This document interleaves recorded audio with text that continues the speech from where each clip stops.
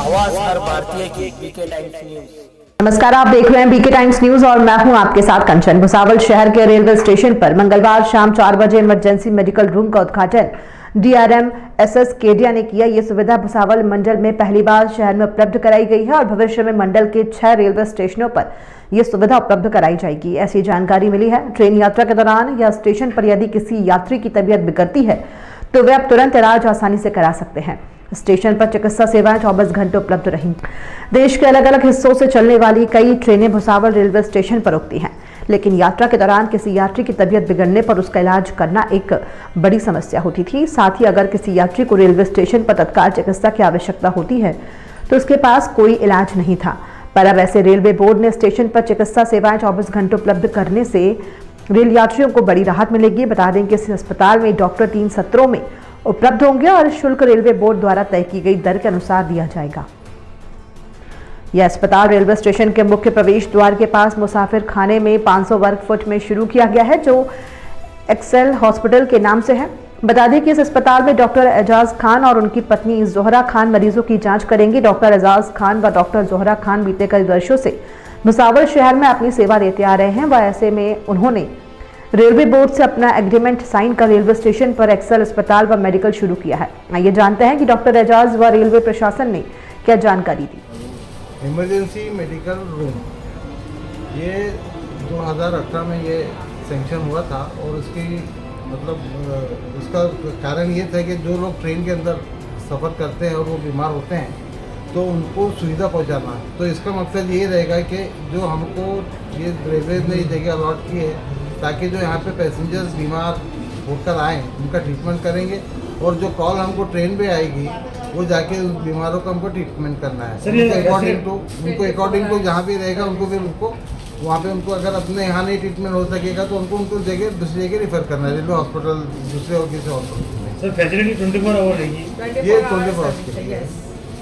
Sir ये charges किस तरह रखने वाले हैं, मतलब मार्केट में जिस तरह कमर्शियल रखने वाले? इसमें जो रेलवे से जो कनेक्टिंग जो पैसेंजर्स रहेंगे, अगर उनका कोई एक्सीडेंटल वगैरह किसी किस्म का वो होता है और उनका जो PNR उनका एक्टिव रहता है तो उनके लिए no charges.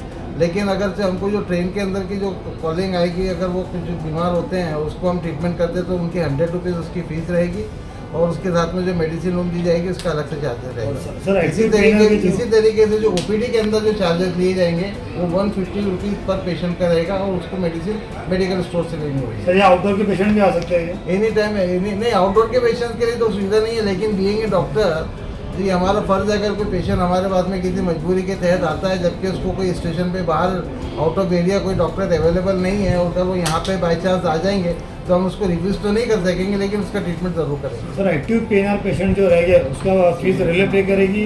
No, what ever जो भी रेलवेज को हमको जो उसकी फीस थी वो हम पेड कर चुके हैं। एक्टिव PNR तो आपका रहेगा पेशेंट ट्रेन में ट्रैवलिंग वो कुछ भी नहीं, फ्री ऑफ चार्जेस रहेगा उसके साथ। Thank you. एक कंसेप्ट है रेलवे का कि पैसेंजर्स को एक अच्छी सुविधा मिले।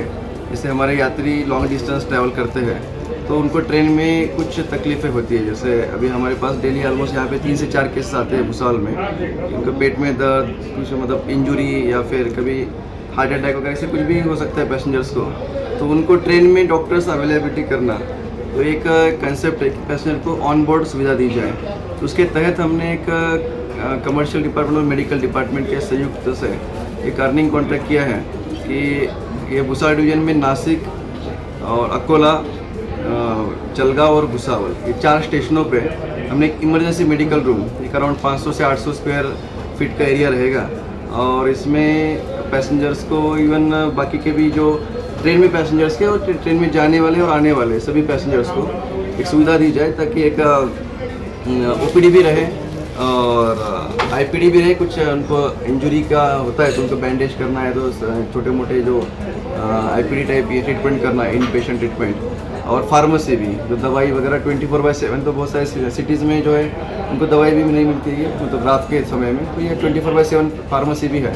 और जैसे पैसेंजर्स को ट्रेन में कोई तकलीफ होती है तो पैसेंजर TT को बताएंगे, या तो ट्रेन में TT के अलावा हमारे ड्राइवर गाड़ी भी रहते हैं, इवन जो AC के मैकेनिक रहते हैं या उनको भी बताएं तो वो सभी TT को बता देंगे। TT से यहाँ पे स्टेशन पे कॉल आएगा हमारे स्टाफ को और स्टाफ हमारा स्टेशन का जो स्टाफ है, स्टेशन मास्टर है या तो कंट्रोलर्स है हमारे कंट्रोलर्स को, यहाँ के डॉक्टर्स को कॉल करेंगे।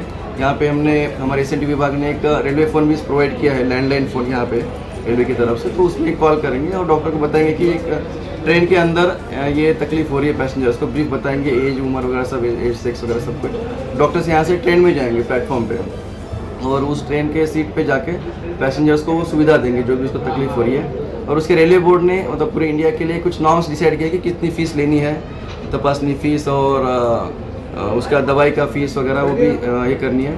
और छोटी मोटी अगर ट्रेन के अंदर ही कुछ हो पाए ट्रीटमेंट वगैरह तो दवाई देंगे, अगर ज़्यादा कुछ ट्रीटमेंट है डॉक्टर को एडवाइस करेंगे कि आप ज़्यादा ट्रीटमेंट लगने वाली है आपको, जैसे कोई इंजरी है तो बैंडेज करना है, समथिंग ज़्यादा कुछ करना है तो ट्रेन से उतर के आप हॉस्पिटल आके भी कर सकते हैं यहाँ पे।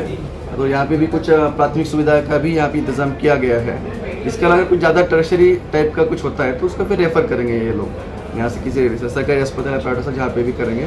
तो हर एक का प्रिस्क्राइब नॉर्म्स है, तो यहाँ पे आज से डिस्प्ले भी किया जाएगा कि हर एक का जो फीस है वो कितना फ़ीस है और बैंडेज का फीस वगैरह वगैरह सब डिस्प्ले किया जाएगा इसमें। और इसमें दूसरी बात ये है कि जो जब ऑन ट्रेन एक्सीडेंट कुछ होता है तो एक्सीडेंट के टाइम पे सबको एक मुफ्त सुविधा दी जाएगी। अगर एक्सीडेंट होता है रेलवे का तो कुछ इंजरी होती है उसकी वजह से, तो और रूटीन अगर कुछ तकलीफें होती है तो उसका एक प्रिस्क्राइब्स नॉर्म्स है, वो सब उनको चार्जेस पे सुविधा दी जाएगी।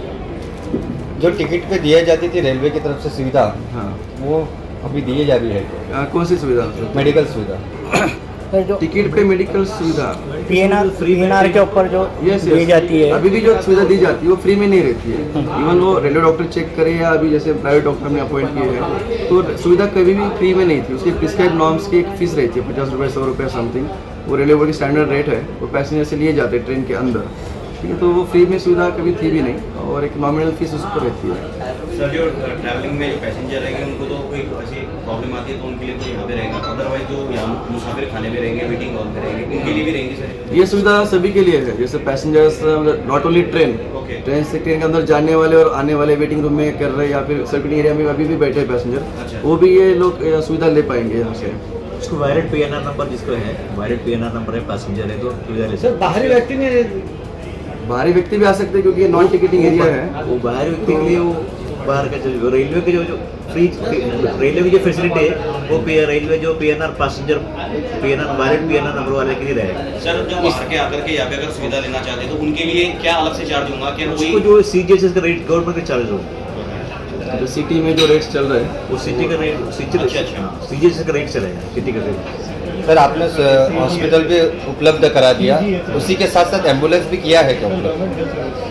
एम्बुलेंस का इस कॉन्ट्रैक्ट में नहीं है, इनका टाइप है, जैसे रेलवे के एम्बुलेंस या तो स्टेट गवर्नमेंट के एम्बुलेंस वगैरह, तो जैसे 108 के एम्बुलेंस है उनसे टाइप रहेगी, ये इनको कॉल करके बताएंगे। तो इस हॉस्पिटल का डेडिकेटेड एम्बुलेंस ऐसे नहीं है, रेलवे तरफ से सुविधा नहीं है। रेलवे की तरफ से एम्बुलेंस रेलवे की तरफ से सुविधा आपके पास में फिलहाल अभी इधर नहीं है, फिलहाल हॉस्पिटल में से बुलाया तो आ जाएगा, नहीं तो वैसे भी तो ऑन कॉल में किधर से एम्बुलेंस बुला के इमीडिएटली शिफ्ट कर देगा, ताकि उसको फर्स्ट हमारा जो प्राइमरी एम है फर्स्ट एड ट्रीटमेंट करना, क्योंकि जब पेशेंट को ड्रिप चालू कर दिया तो ड्रिप चालू कर दिया लाइफ लाइन हो गया, तो ड्रिप सुला के चालू कर दिया फिर अपने को 2-3 मिनट लेट हो गया तो चल जाता है। लेकिन जो गोल्डन पीरियड में जो ट्रीटमेंट चालू करना ये सबसे महत्वपूर्ण जो है, जो गोल्डन जो पीरियड है, जैसे इंजरी हो जाता है, हार्ट अटैक हो जाता है, इमीडिएटली आप ट्रीटमेंट चालू कर देना, इसके लिए अपना ये उद्देश्य है। रनिंग टाइम में जो डेथ होता है सर, उसकी डेड बॉडी के ले जाने के लिए रेलवे के पास में एम्बुलेंस सुविधा नहीं है। हाँ, रनिंग इसके बारे में विचार नहीं किया गया? नहीं, रनिंग टाइम में जो है पैसेंजर के लिए जो पैसेंजर के लिए अपन दे सकते हैं, लेकिन जो डेड बॉडी डेथ डिक्लेयर कर दिया उसमें जो अपन जीआरपी को चार्ज देता है, जीआरपी का ड्यूटी हो जाता है, उसको शिफ्ट करके पोस्टमार्टम मोस्टली करना पड़ता है। उसके लिए रेलवे की तरफ से वो उसका पोस्टमार्टम और उसका अलाइड एक्टिविटीज़ करने के लिए, वो शिफ्ट करने के लिए कुछ उसे गाँव वापस जाना, उसको नॉर्मल चार्जेस के हिसाब से भरना पड़ेगा। साहब है और उन्होंने 3 से 4 डॉक्टर भी और हायर किए हैं, तो राउंड द क्लॉक डॉक्टर्स रहेंगे, फार्मेसी भी राउंड द शिफ्ट चलेगी यहाँ।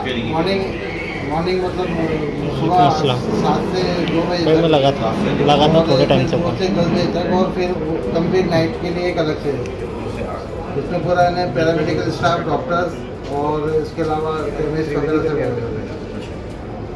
कौन से डॉक्टर अपॉइंट? 3 डॉक्टर्स हैं यहाँ पर,